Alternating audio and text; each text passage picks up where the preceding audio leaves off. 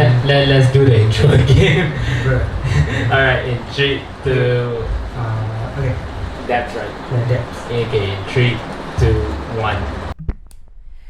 I'ma take a two. Okay. Let's. You kind of caught me off guard. Not gonna lie, But that's the whole point. Anyways, welcome back to another episode of No Filter Podcast, I'm your host Eddie, and we have. and I'm your host Tavin. Yes, thank you very we much. have what? It sound as if like I'm the guest here. Like, come on, man. Alright, so today's Today is a very, it's a very interesting one. I think it kind of trickles down with the episode X as well. Yep. Yeah, since it just happened, so kind of convenient. Not gonna lie. Very, very convenient. So in today's episode, we're gonna be talking about debt. The previous episode we talked about financial stability, Mm-hmm. and of course, I feel like I'm more intrigued to talk about this episode purely just because what happened last Thursday. Yeah, I think we should bring out the elephant in the room, Yes, we should. which is why are we recording in my room? Well, A, it's raining outside, and B, I don't know B to be honest, but it's raining outside. As far as what I can tell, Yeah. basically. Do ignore my beautiful, amazing shirts behind me, and also the hideous wall that I painted myself. Bro. I had no idea how my wall turned this. Bro, you should really Fucked up. You should really clean your room, bro. Yes, I know. Stop it. Stop looking around. The messy. Okay, this is last minute, so you can't say much. All right, fine, it's fine. Alright. I'll give you on that one. Yeah, well, let's give me the benefit of the doubt. So, anyways, yeah, That- you seem to be excited for today's topic. So why not you start us off? Okay, so actually, you know what? You should probably tell the story from the start to the end, and then after that, I'll continue my story from then onwards until last Thursday, since you were the one who was primarily involved in this. Okay, once upon a time, there was a guy named David. Mm-hmm. So David decided to like kind of rebuild said lost friendship. About Not that far. Well, let's kind of get to the part where you started having that. All right. Okay. That one we can probably wait that for a while, or maybe Okay, the next okay, few okay. episodes. So yeah, it was in I can still clearly remember it was the time where I was financially unstable. Mm-hmm. I was starting to go down the drain. Yeah. And yeah, so David decides to say, you know what? Since the electric scooter thing was yes. kind of like a thing, and I was like, not a thing at the same time, it's like, those kind of rich people sport per se. Yeah. And what happened was, yeah, that's how the debt built. That's how the debt started. That's how the debt started. So Ah. it's like it essentially started out with 50 bucks because Expensive. honestly, Beam is not that cheap, especially if you play it for like 1-2 hours. For those who know, for those of you who don't know what Beam is the scooter company, right? The electric scooter company. just one of the scooter companies. You can basically download the app on your phone, and then if you see any Beam scooters, you can just scan unlock the scooter, so then you can use it for a brief period of time. So yeah, sorry, continue. It's not a brief period of time. You can use it for as long as you like, provided you have sufficient funds, I would say, in your bank account. Yeah. Yeah, you can ride, essentially you can rent a Beam in KL and ride all the way to Alostar and come back to KL. That no problem.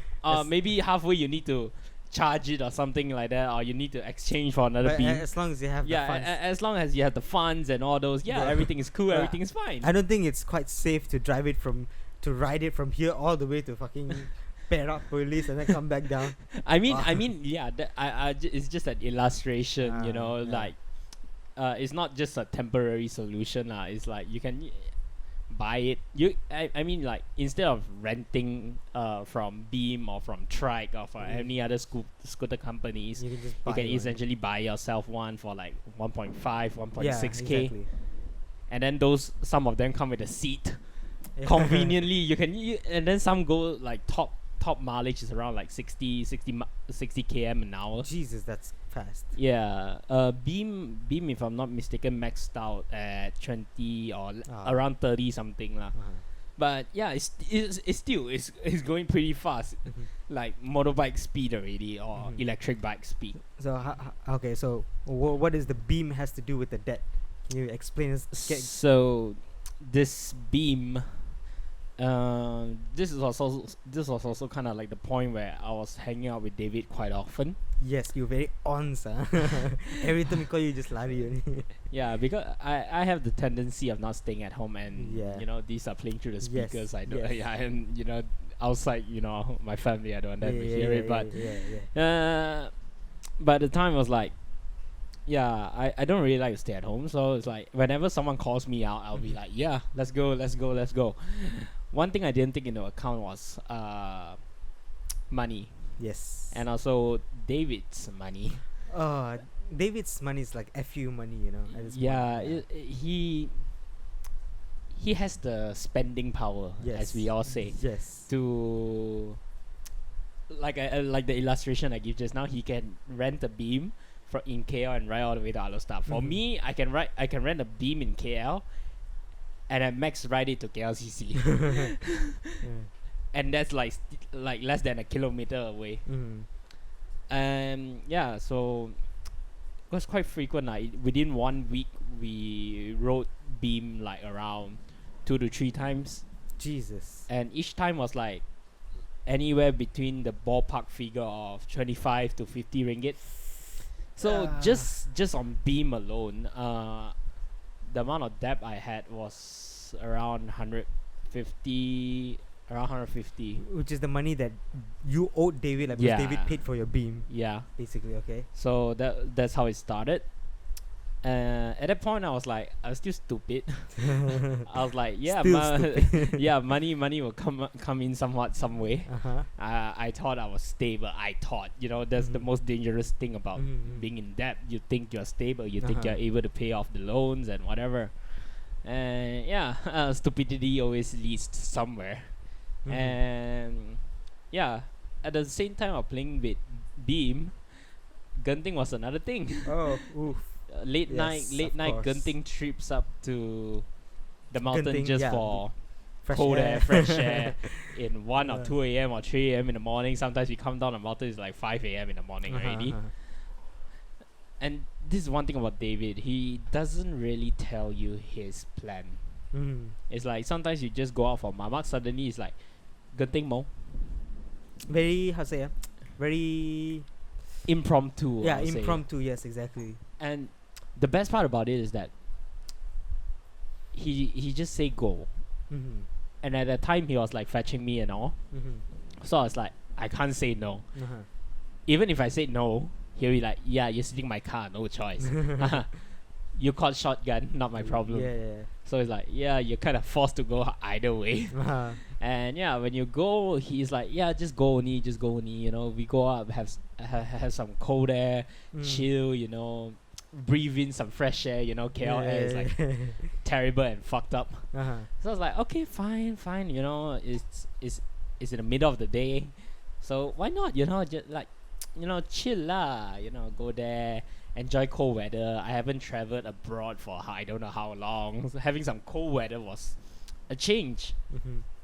And what happened was that at the end of each trip, he started calculating petrol and toll money. And here's the funny thing. I don't know why he does it like this, but one person is in charge of paying the toll. The other person is in charge of paying the petrol.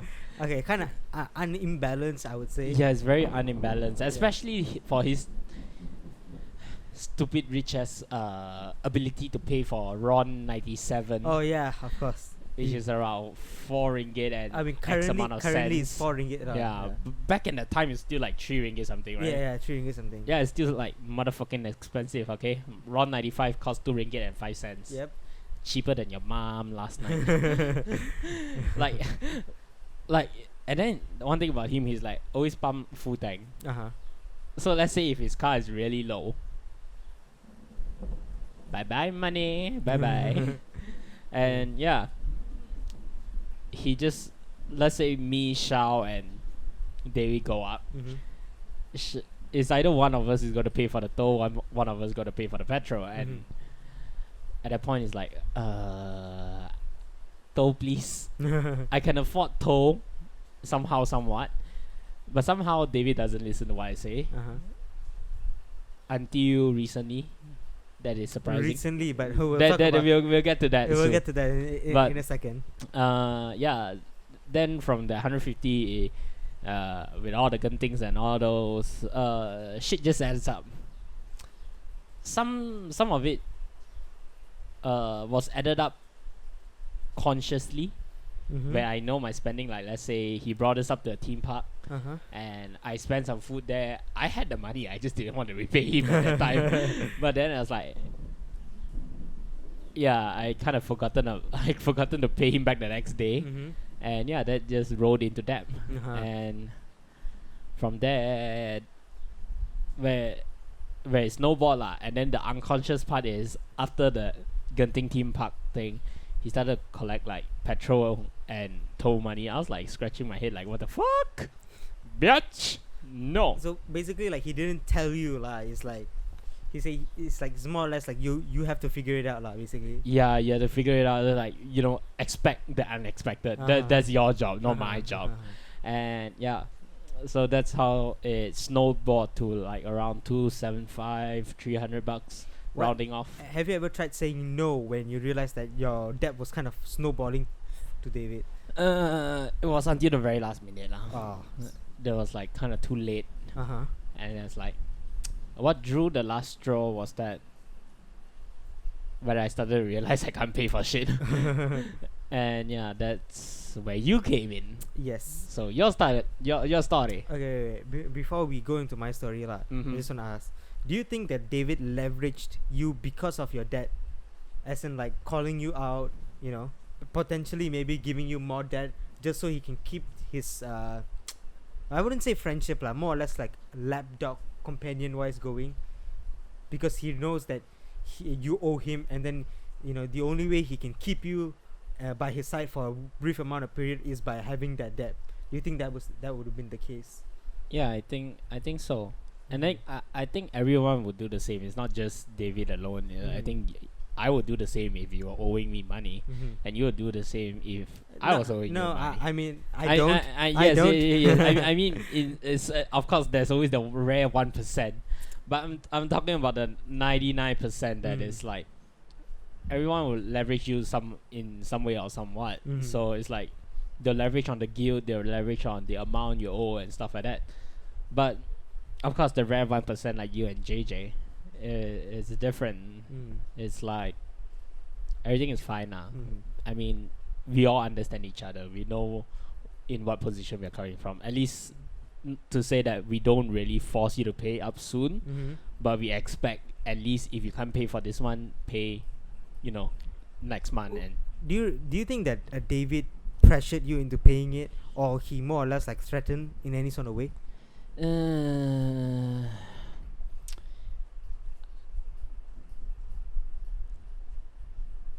When he starts to, in the beginning, I'll say I'll take it jokingly, like, because every time we meet up, he's like, yeah, you gotta pay.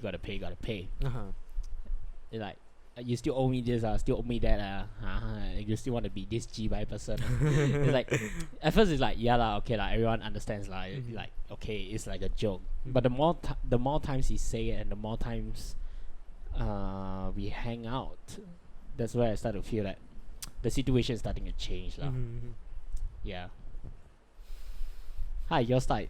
Okay, so Echo. For the past, I think, like 2 weeks, sorry, for the past 3 weeks lah, I remember you complaining about exactly how you weren't able to pay it, and then David is dragging you, under the bus, trying to keep you fairly because of the debt. So the only way to get rid of him is to actually pay off the debt, so you can actually have some freedom and basically untie your chains and leave him for good. And of course, now granted, you never asked me to pay for the money. You were just merely telling me this.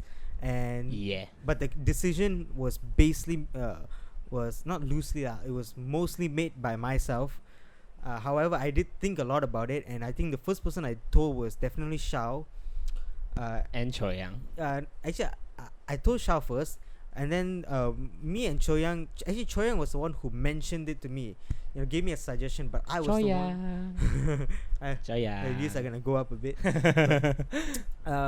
Choyang was the one who suggested me. He didn't tell me to do it. He just thought, okay, what this is an idea. But then I was the one who told Choyang, all right, look, I did think of actually doing this because I am in a position where I can do this comfortably speaking.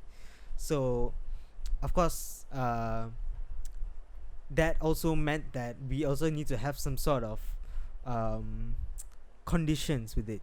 The first condition is that you need to start controlling yourself, which I'm doing perfectly fine at the moment. It's been a week. Actually, no, it hasn't been a week yet. And not we did it last Thursday. I settled it last Thursday. Yeah. So again, it's too early to tell, but we'll see in the long run. So first things first is to control yourself. You do know I'm forced to kind of like meet him tonight, right? Okay, this is probably the last. All right. Yeah. Yeah. So this planning happened before the settling of the debt. So this is still valid. It's still okay. Of course, granted, I'm not forcing you. I'm not telling you not to go. It's FD's birthday. You should probably go. But yeah. Number one, control yourself. That's first. Number two, limit yourself trying to owe David. You must start using the word no. For instance, especially to him, you cannot simply ons every time. There's a limit to stuff like this. I think we made it pretty clear in the conversation I had with him last time. Yeah. Yeah. Yeah. And thirdly is that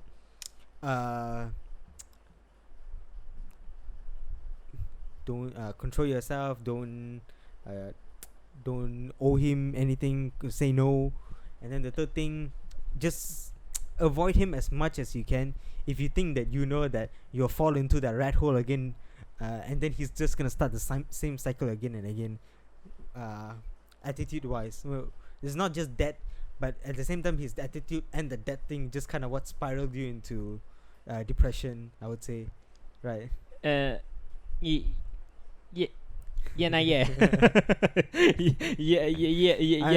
That's what you told me. There's a backstory to that. We'll get it further. It's okay. We'll do that in I think the next 2 episodes, which is about friends. I think. Yeah, we'll check it. Yeah. In fact, let me just check it while you continue talking. Anyway, so by right, last Saturday, we tried to discuss, exactly what we want to do and how we want to do it. And we thought of settling the debt yesterday, which is Saturday. But however, things escalated very quickly, which is good, to be honest.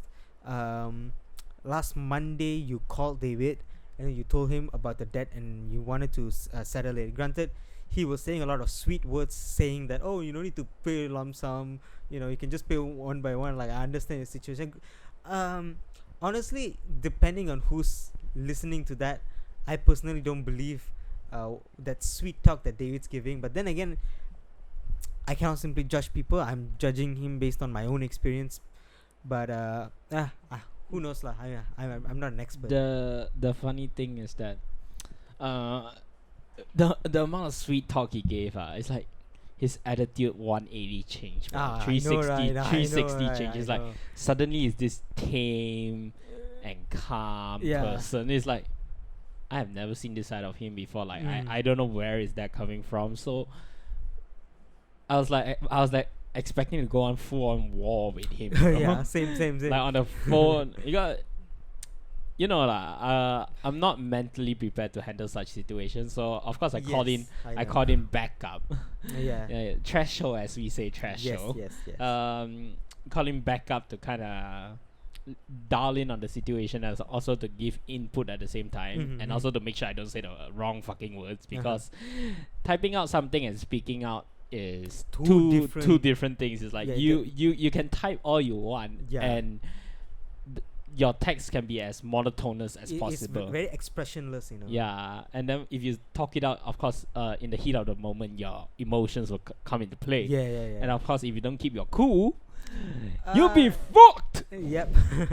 things can definitely go sideways. But Yeah. when you mentioned that you wanted to settle your debt, you also mentioned my name, and that completely threw him off the bus because the way he was talking about it was a bit, how to say, That guy, why do you want to trust that guy? yeah, like exactly. why Yeah, that guy? it was very unimaginable to him. He's like, oh shit. It was like he like his expression is more or less like, okay, I feel like I kind of fucked up a little bit, and if let's say Tavin does pay Eddie's debt, then I'm kind of screwed. And I think he's starting to see the effects already as of right now. This is the point where we come in and say that, you know, that's this is also our personal opinion. That's that we feel that Shao and Atiwa is kind of next in line.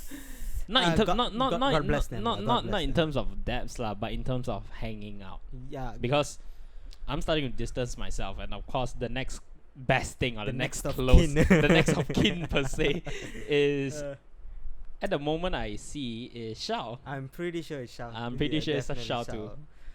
But then again, you know, I trust Shao.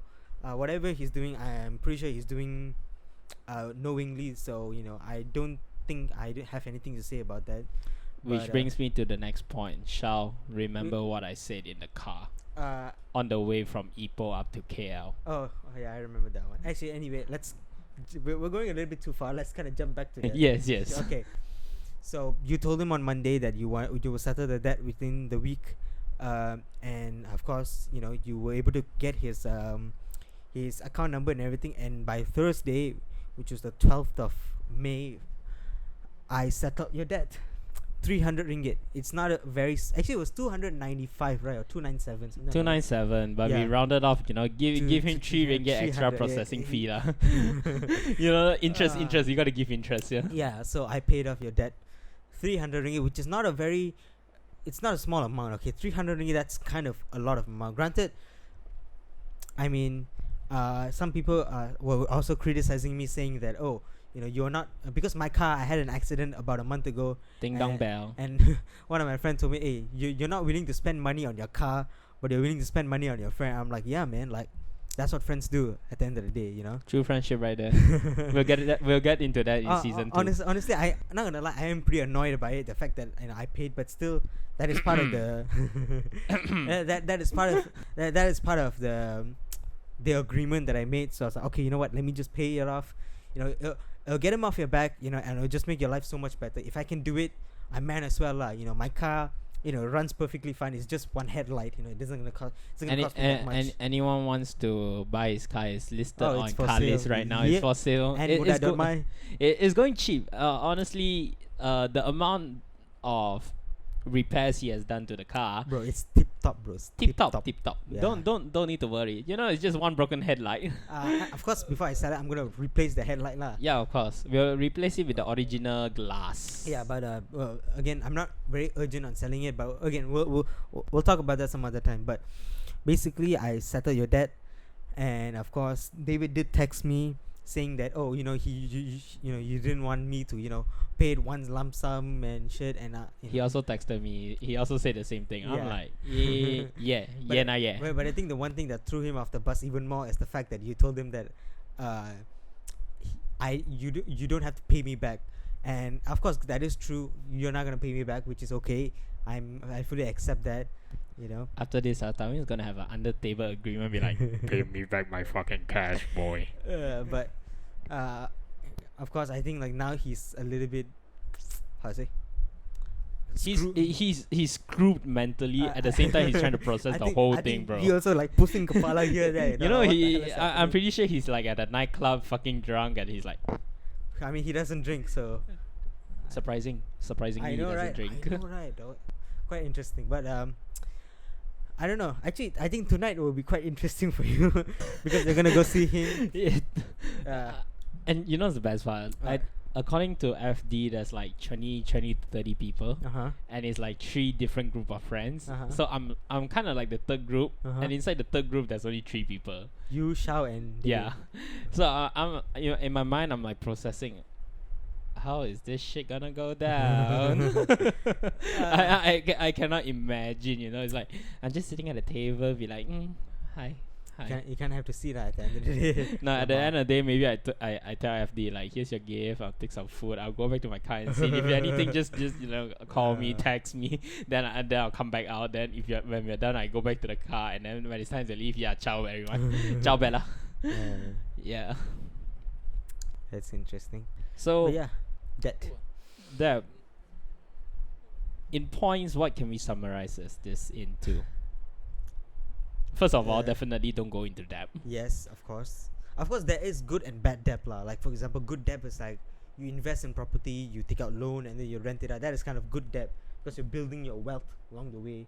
You stole my lines. Sorry. Fuck you. I'm just trying to prove a point. Yes. But then there's also bad debt, like you take out personal loan so they can go genting gamble, which is not something anyone would advise to do. But yeah. That not me, yeah. That not me. Yeah. Even if I go to the casino, it's like $10. $10. Okay, that is still okay. You know, but again, the funny thing is like, I've been to the casino like 3 times. 3 out of 2 times I won. Of course, I started with 10. Miraculously, the first time of course, the first time was free. It was like free $30 given by Genting. Thank you. Please reinstate back the 30. Of course, the first time I went, I was like, I was losing until the end of the game. Is like when I still have like 10 ringgit. Yeah, I just max bet. You know, you since it's free money and I know I can't get it out of the account, so you know, just tekan itu max bet lah. You know, so the moment I press max bet, a miracle happened. At the very least, you didn't owe anyone any money for the Genting thing, which is kind of good. Yeah, I'll just say like, gamble responsibly. Yes. Don't just put all in tekan. Yeah. I mean, yeah. Of course, you gotta understand the laws of gambling lah. Out of the 10 times you gamble, 9 times you lose lah. Yes, there's always that rare 10% or one. Not just 10%, 1% that you'll win. You know, always remember the casino has an edge over you. Yep. Unless you know how to beat the system. Counting cards. Jail time for you. Yeah, see you in the next 5 years. Pretty sure that's illegal, but. Yeah. I think that's the first point. The second point is that you gotta have a reason to go into debt. Like, of course, there's good and bad debt, but if you go into debt for, let's say, unforeseen circumstances, like a father, it's like my dad. Yeah. What do you mean unforeseen? Wait. Like, let's say if you suddenly go bankrupt and you need money. Yeah. You kind of like, fucked. Yeah, you're kind of fucked. Yeah. And of course, you're forced to take a debt. So at that point of time, you need to know how you're spending. Like we said in the previous episode. Previous episode. Like you need to know your threshold again. The threshold. Yes. And try not to go into more debt. The worst thing you can do debt-wise is go to Along. You know, that's probably not a good idea because their system is very aggressive. You know, the way they do everything. Of course, we always joke around, you know, red paint. But it's actually it's a serious thing. You know, there are some people who they would throw, instead of red paint, they would throw chicken blood. Chicken blood. Yeah, I've heard this before. What chicken blood? They straight away throw flame like Molotov to you already, bro. Molotov. Still got who got the blood. fucking time and patience? If you are alarm, you don't bro, pay up. Bro, there's a market for people to buy red chicken blood. You know. I know, but I don't think they will be like going down that route though. I think red paint is probably cheaper. Red paint is probably cheaper, and also I think the cheapest option is just get a can of Tina water, attach a cloth to it, light it on fire, and go like kaboom, PUBG, bro. But basically, don't go to Alongs lah. I mean, licensed creditors are one thing, but still, go. There are always better ways to do it lah. Essentially, there are better ways. Bank Kawan is one of them. Yes. Bank Kawan, like bank. No. Bank rakyat. 0% interest. If let's say like you have a business and it's going under, and at the same time you're kind of fucked. You have kids and a family, the best thing you can do is apply for AKPK, which is a government body that lets you help with your debts and try to figure out a way to solve it lah, basically. But sometimes the issue with Malaysians is that we have a little bit of pride. We don't want to apply for shit like this. Yes. Yeah. So the pride problem. yeah. So you need to go over your pride, and you have to apply for AKPK in order to help cut all of your unwanted expenses and try to manage your cash flow, so that you can fix your debts, and you can basically get back on your get back to the top lah, basically. But yeah, that's basically what I would say lah. If let's say you feel like you're kind of fucked, or you're going to get fucked. Oh, you are fucked. You are fucked. Of course, there's always a way to solve it lah, but it depends on you lah, basically. Yeah.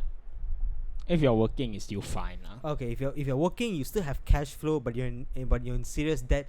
That is the most easiest way to settle everything lah. Yeah, I think that's like the first step. Yeah, so try to lower your commitments.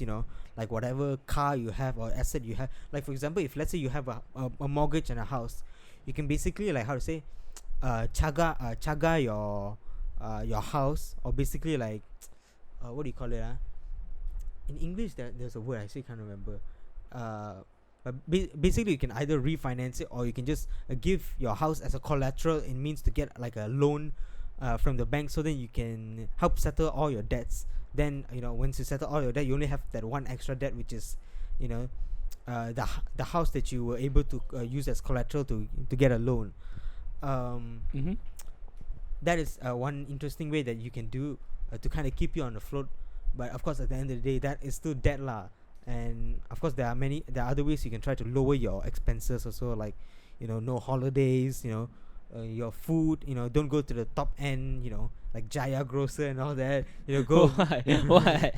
Jaya Grocer is a good place to shop. Okay. I agree. Jaya Grocer is a good place to shop, but go to places where they sell a lot cheaper.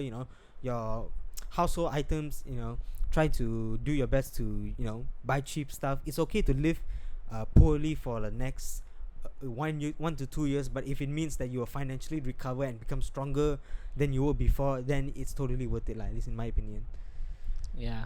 Sell your bed. Okay, maybe not your bed. Sell your table, sell your laptop if you need things that you don't need. Things that you feel that it can help you settle your debt quick, and then you can earn money as quick as the same time you can buy it back. Yeah, that's fine. You can sell. I can sell this camera, I can sell this laptop and repay the debt, but it's not a good idea. Like for fucking $300, why do you want to sell an 8K laptop? Yeah, exactly. Or 4K camera? Yeah. Like, or maybe like this whole system for 500. Like, doesn't make sense.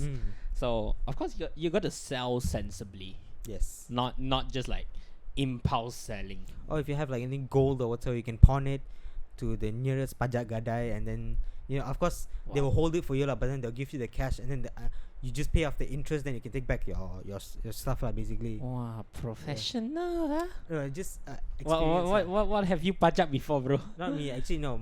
During like my dad's downfall lah, my mom told me that they did pawn my mom's golds in order to get some money to kind of help with the household income lah. And of course, my mom was able to pay back the debt, and then she was also able to reclaim her gold and shit lah. So okay lah, that's kind of good.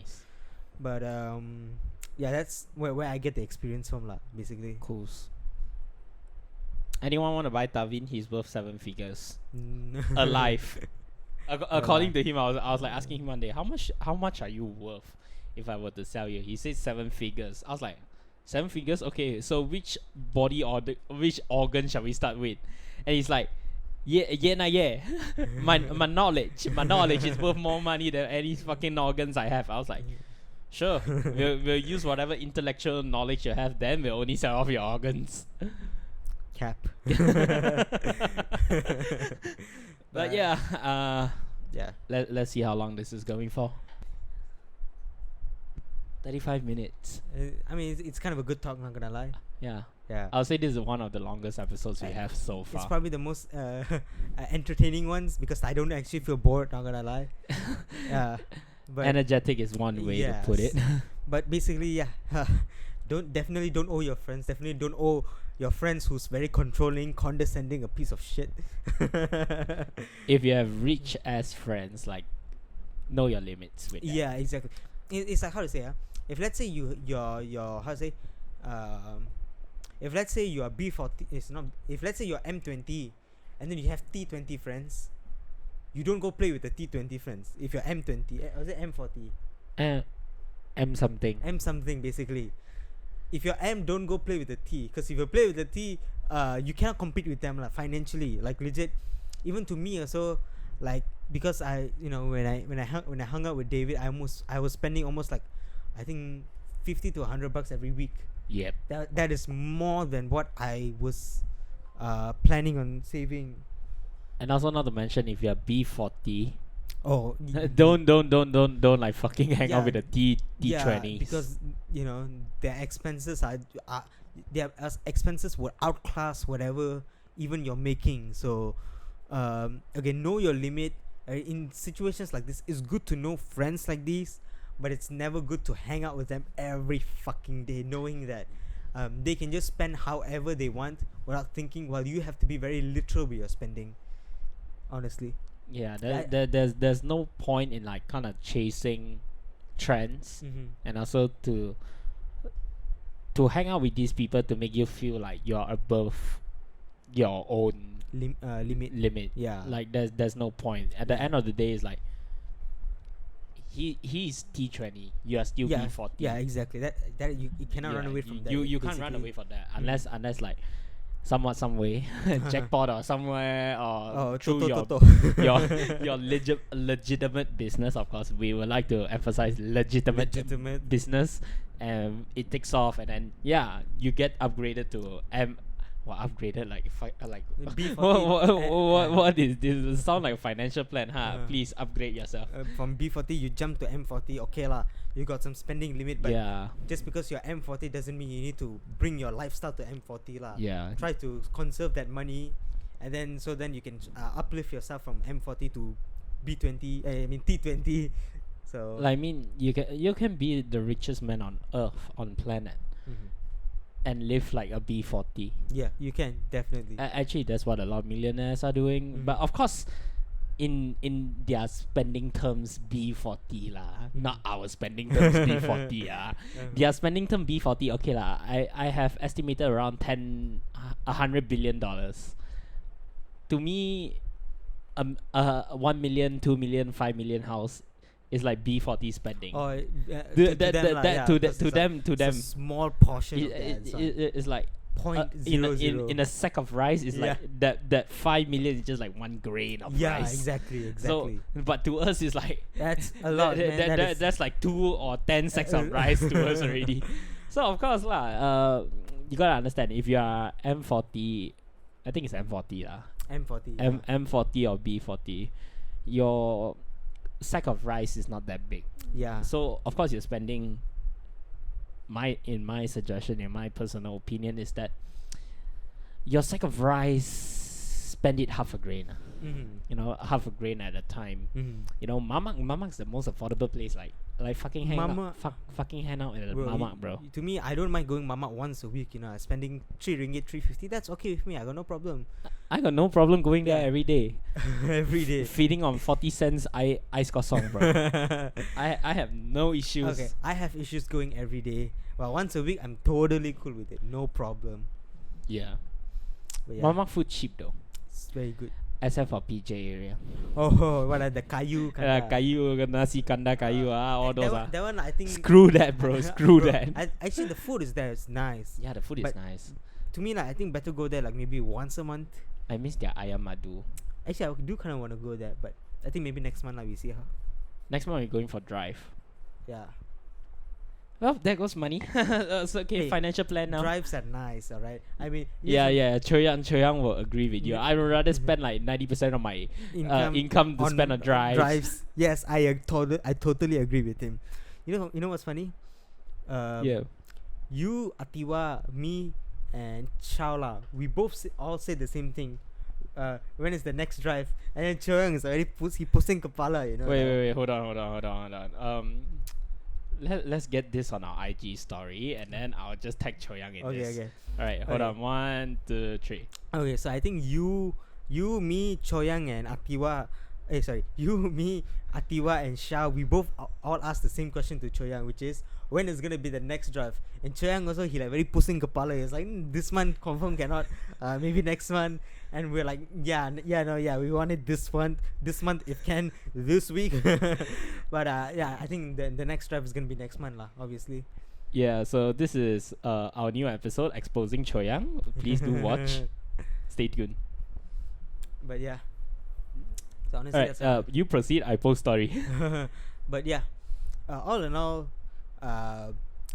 if if you're suffering with debt, or if you're in a very financially tight spot, reduce your spending. Don't go above your limit. If you have rich friends, limit your time spent with them, because most probably it's very hard to outclass them, especially if they come from old money generation.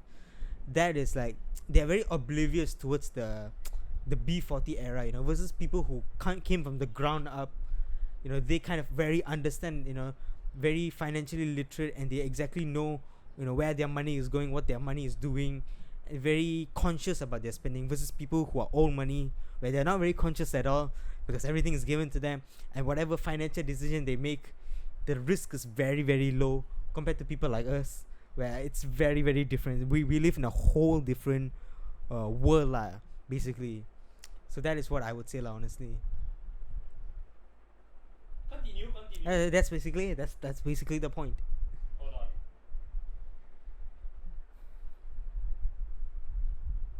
Posting.